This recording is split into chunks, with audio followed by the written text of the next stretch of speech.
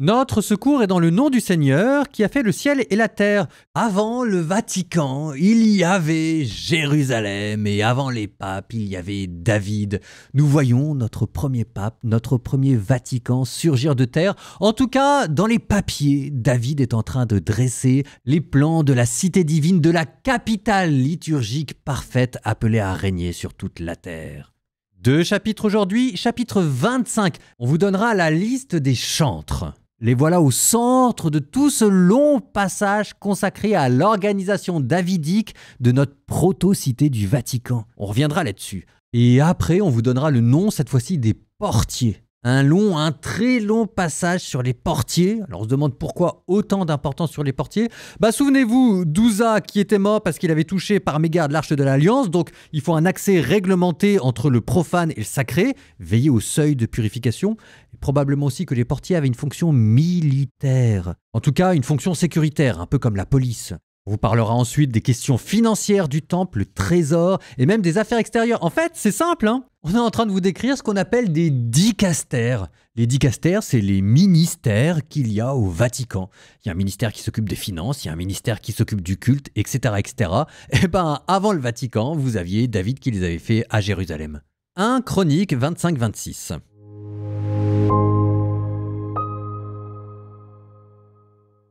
Pour le service, David et les officiers de l'armée mirent à part les fils d'Asaph, de Héman, de Yédoutoun, qui prophétisaient au son des cithars, des harpes et des cymbales. Voici le dénombrement des hommes qui accomplissaient ce service. Pour les fils d'Asaph, il y avait Zakour, Joseph, Néthania et Azarella. Les fils d'Asaph étaient sous la direction d'Asaph lui-même, lequel prophétisait sous la direction du roi. Pour Yédoutoun, il y avait les fils de Yédoutoun, Guédeliaou, Séri, Isaïe, Shimei, Achabiaou et Matityaou. Ils étaient 6 sous la direction de leur père Yédoutoun, lequel prophétisait au son de la cithare pour célébrer et louer le Seigneur. Pour Hémam, il y avait les fils de Hémam, Boukikyaou, Mataniyaou, Ouziel, Shebouel, Yérimoth, Anania, Anani, Eliata, Gidalti, Romam-Tiézer, Yoshbekasha, Maluti, Otir, Maziot. Tout cela étaient les fils de Héman, le voyant du roi qui interprétait les paroles de Dieu pour exalter sa puissance. Dieu donna à Héman 14 fils et 3 filles. Ils étaient tous sous la direction de leur père pour chanter dans la maison du Seigneur au son des cymbales, des harpes et des cithars, pour le service de la maison de Dieu sous la direction du roi, d'Asaph, de Yédoutoun et de Héman. Ceux-là, y compris leurs frères exercés au chant pour le Seigneur, en avaient tous acquis la maîtrise. Leur nombre était de 288. On tira au sort l'organisation du service, pour le petit comme pour le grand, pour le maître comme pour le disciple. Le premier tirage au sort désigna pour Asaph Joseph. Le deuxième désigna Guédaliaou avec ses fils et ses frères, ils étaient 12. Le troisième désigna Zakour avec ses fils et ses frères, ils étaient 12. Le quatrième désigna Yishéri avec ses fils et ses frères, ils étaient 12. Le cinquième désigna Néthaniaou avec ses fils et ses frères, ils étaient 12. Le sixième désigna Boukikyaou avec ses fils et ses frères, ils étaient 12. Le septième désigna Yézarella avec ses fils et ses frères, ils étaient 12. Le huitième désigna Isaïe avec ses 6 fils et ses frères, ils étaient 12. Le neuvième désigna Mataniyaou avec ses fils et ses frères, ils étaient 12.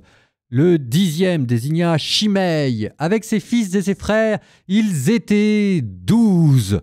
Le 11e désigna Azarel avec ses fils et ses frères, ils étaient 12.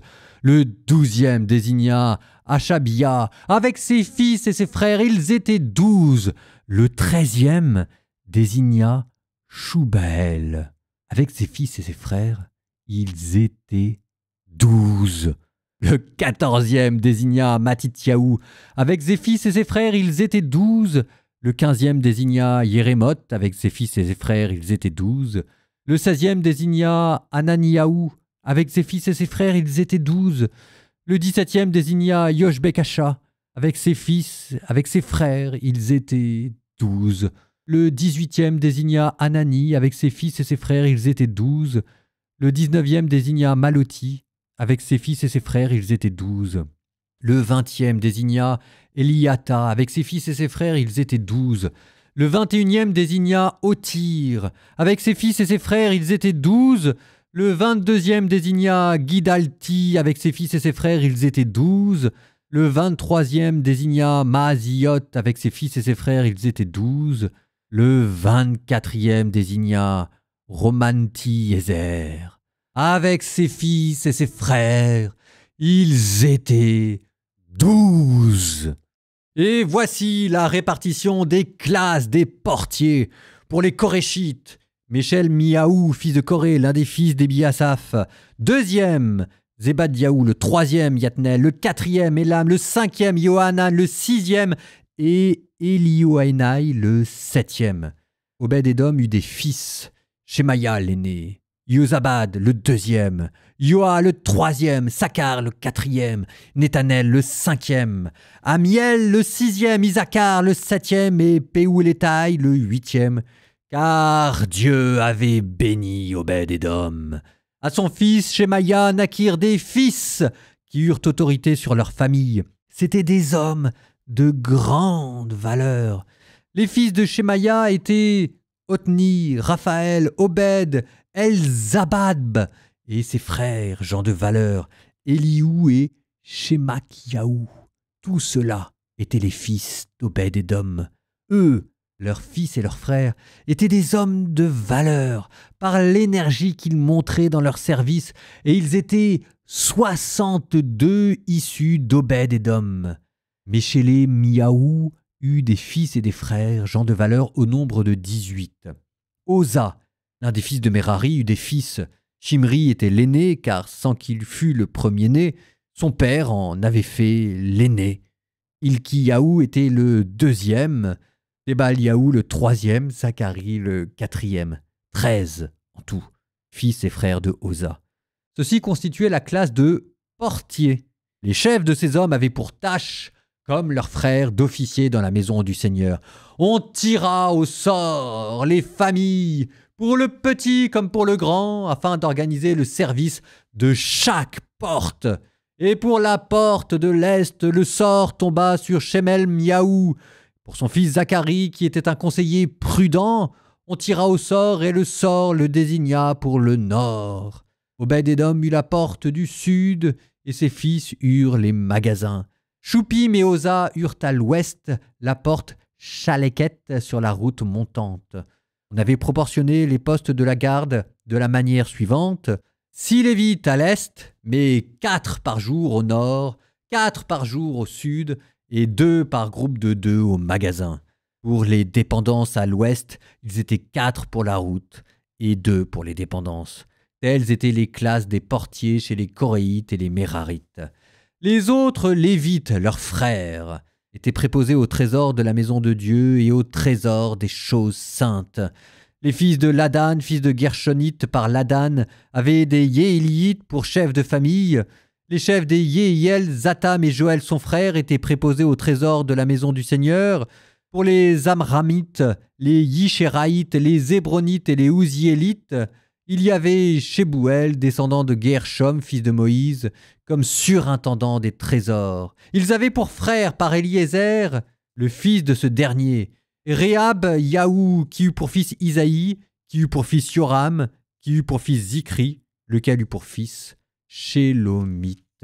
Ce Shélomite et ses frères furent préposés à tous les trésors des choses saintes, consacrés par le roi David, par les chefs de famille, les officiers de milliers ou de centaines, et par les officiers de l'armée. Ces choses, prises sur le butin de guerre, avaient été consacrées pour entretenir la maison du Seigneur. Shélomite et ses frères étaient préposés à tout ce qu'avaient consacré Samuel le voyant, Saül fils de Kish, Amner fils de Ner et Joab fils de Sérouia. En un mot, tous ceux qui avaient été consacrés. Pour les Yishérarites, il y avait pour les affaires extérieures en Israël Kenaniaou et ses fils comme secrétaires et juges. Pour les Hébronites, il y avait Achabyahu et ses frères, hommes de grande valeur, au nombre de 1700, préposés à la surveillance d'Israël au-deçà du Jourdain, à l'ouest, parmi toutes les affaires du Seigneur et le service du roi. Les Hébronites avaient pour chef Yériéa, d'après la généalogie de leur père.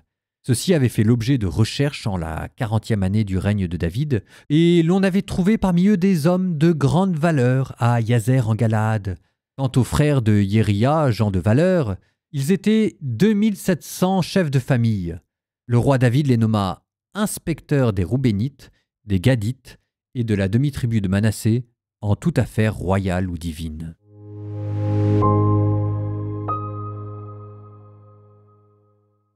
Ce sont les chantres qui sont au centre de la liturgie. Ça vous paraît peut-être normal, moi ça me paraît pas normal du tout.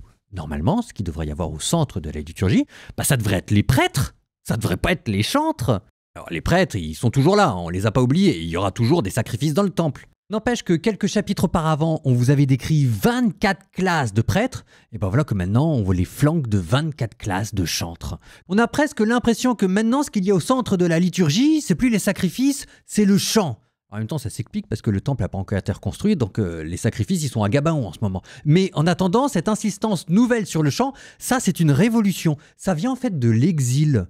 En exil, qu'est-ce qui s'est passé ? Il n'y avait plus de sacrifices, il n'y avait plus de temple. Donc, les gens, leur manière d'offrir des sacrifices, c'était de prier en chantant. Et de retour d'exil, on a fait droit à cette évolution spirituelle et liturgique. Regardez. La musique avant, ça existait. On a des cantiques dans l'Ancien Testament. On a le cantique de Moïse, on a le cantique de Déborah. Donc l'exil n'a pas inventé la musique, mais il l'a transformée.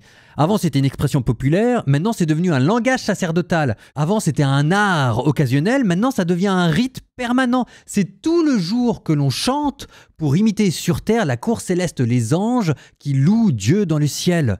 Avant, c'était un souvenir du passé, ça permettait de commémorer les hauts faits, moi je sais pas, par exemple de Moïse. Maintenant, ça devient une porte d'entrée pour faire descendre Dieu sur terre. Ça, on l'a pas encore vu, ce sera dans le 2e livre des Chroniques, mais la gloire, la présence de Dieu va descendre non pas à l'occasion d'un sacrifice, mais à l'occasion d'un chant de louange. Bref, là, vous avez la musique qui est devenue institutionnalisée, qui est confiée à des familles lévitiques qu'on a réparties en classes. Et on lui donne des lettres de noblesse. On vous dit que les principaux chantres, Asaph, Éman, Yéduthun, sont maintenant rattachés à des lignées lévitiques. On vous dit que la musique, c'est une prophétie. Par exemple, les chantres prophétisent avec la harpe. Ça, c'est ce que disait le texte, ça, c'est une citation. Alors, petite parenthèse, c'est aussi un petit coup de génie politique parce que ce qui se passait, c'est que les Lévites avaient tendance à être considérés comme un clergé de 2e zone. Et en leur confiant une charge exclusive, le chantre, ça leur redonne une dignité, entre guillemets, dans le temple. Ce qui est assez beau parce que c'est une manière aussi pour le peuple d'entrer dans le temple. Le peuple ne peut pas offrir des sacrifices, ils sont pas prêts. Mais tout le monde peut chanter. Et c'est magnifique, ça ne dit pas son nom là, mais en fait, c'est une réforme liturgique. Comme dans l'église, de temps en temps, on essaye de réformer la liturgie pour lui donner plus d'âme, plus de cœur, et que ça fasse vibrer le cœur et l'âme des gens. Bon, livre des Proverbes. Proverbe 18, 11, 15. La fortune du riche est sa citadelle, il y voit son rempart. Avant la chute, le cœur s'exalte, avant la gloire, il s'humilie. Rétorquer avant d'écouter, sottise et confusion. Un bon moral rétablit le malade, un moral au plus bas, qui le relèvera ? Un cœur intelligent veut acquérir la connaissance, l'oreille des sages la recherche.